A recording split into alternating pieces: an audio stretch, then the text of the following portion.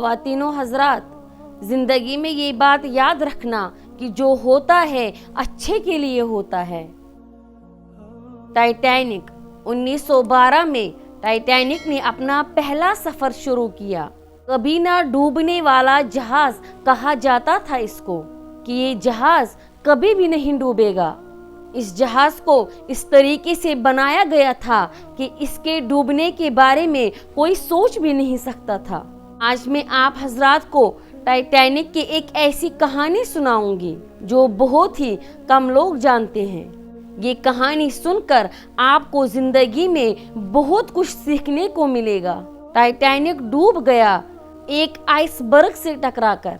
Iceberg बर्फ का वो पहाड़ होता है जो जितना ऊपर होता है उससे 100 गुना ज्यादा पानी के नीचे होता है।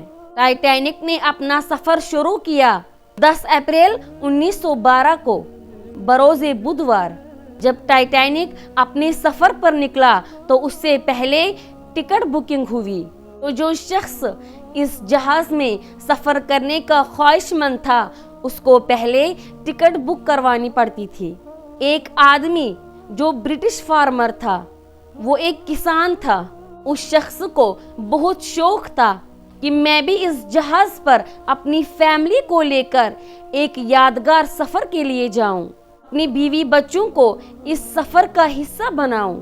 उसकी वो पूरी फैमिली जिसमें वो 2 मियाँ बीवी और उसकी 5 बच्चे थे, उसने सबकी पूरी फैमिली की टिकट बुक करवा ली। उसकी जिंदगी की जो जमा पूंजी थी, जो उसने आज तक कमाया था या जो उसने बचा कर रखा था, वो उसने उस सफर पर सारा खर्च किया और 60 टिकट बुकिंग करवा ली। फिर वो पूरी फैमिली उस दिन का बेसब्री से इंतजार कर रहे थे। जब टाइटैनिक ने रवाना होना था उसके 7 दिन पहले उसके घर में जो सबसे छोटा बच्चा था उसको कुत्ते ने काटा और वो बच्चा कुत्ते के काटने की वजह से बीमार हो गया। अब उस बच्चे की माँ उस किसान की बीवी ने कहा कि आप चले जाओ बाकी बच्चों को लेकर, मैं इस बीमार बच्चे को घर पर अकेले नहीं छोड़ सकती हूँ, आप अपनी ख्वाहिश पूरी करो और इस यादगार सफर के लिए बाकी बच्चों को लेकर रवाना हो जाओ। लेकिन उस किसान को ये बात गवारा नहीं थी कि वो इस छोटे से बच्चे को जो बीमार था और अपनी बीवी को छोड़कर इस यादगार सफर के लिए रवाना होता। लिहाजा फिर यूं हुआ कि उस पूरी फैमिली को अपना ये यादगार सफर कैंसिल करना पड़ा और टाइटैनिक अपने सफर के लिए रवाना हो गया और वो किसान उसकी पूरी फैमिली समंदर के साहिल पे आकर उस टाइटैनिक को जाते हुए देख रही थी और बहुत उदास हो गए थे कि उसकी सारी कमाई बर्बाद हो गई थी, डूब गई थी।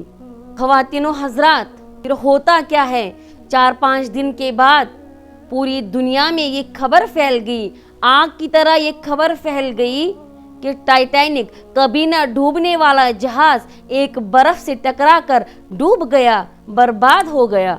जब ये खबर उस किसान के पास पहुंची तो उसने उस कुत्ते का शुक्रिया अदा किया, उसको बहुत प्यार और मोहब्बत किया, उसको अपने गले से लगा लिया। जिस कुत्ते पर वो गुस्सा कर रहा था, को बुरा भला कह रहा था, उसकी वजह से हम सब की जान बच गई।